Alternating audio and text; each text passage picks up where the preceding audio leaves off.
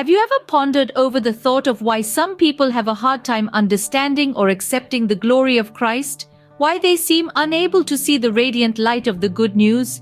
The answer may lie within the scriptures, specifically 2 Corinthians 4:4, Luke 22:6, and John 10:34. In the book of 2 Corinthians, Paul writes, "They don't understand this message about the glory of Christ, who is the exact likeness of God. Satan, being the god of this world, has blinded the minds of those who don't believe." This verse offers profound insight into why some people may not comprehend the glory of Christ. The god of this world, Satan, has blinded their minds.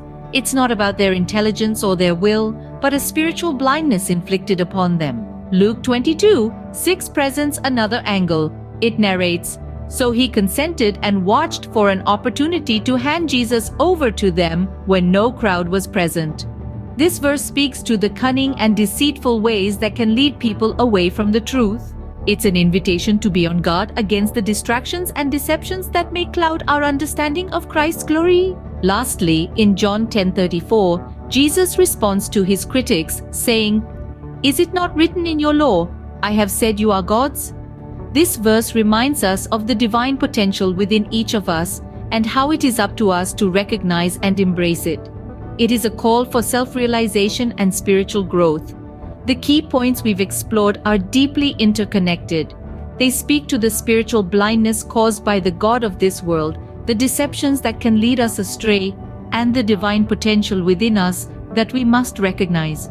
In understanding these scriptures, we see that the glory of Christ isn't hidden or complicated. It's there, shining brightly for all to see. However, spiritual blindness, deception, and lack of self-awareness can prevent us from seeing it. The significance of these insights is not just theoretical or philosophical. They have a direct bearing on our lives. They call for a shift in perspective, an awakening of the spirit, and a commitment to truth. They invite us to see the world with spiritual eyes, to discern truth from deception, and to embrace our divine potential. These insights from the scriptures remind us that the glory of Christ is always there, waiting for us to see, understand, and embrace. They remind us that despite the distractions and deceptions of the world, the light of the good news is always shining, ready to guide us on our spiritual journey.